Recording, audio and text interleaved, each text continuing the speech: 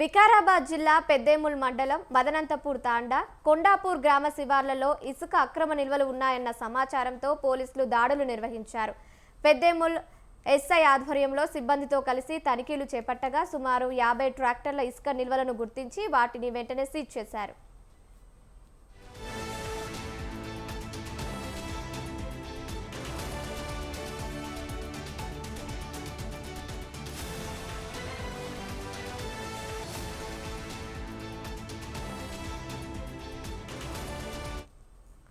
వికారాబాద్ జిల్లా పెద్దేముల్ మండలం మదనంతపూర్ తాండా కొండాపూర్ గ్రామ శివార్లలో ఇసుక అక్రమ నిల్వలు ఉన్నాయన్న సమాచారంతో పోలీసులు దాడులు నిర్వహించారు.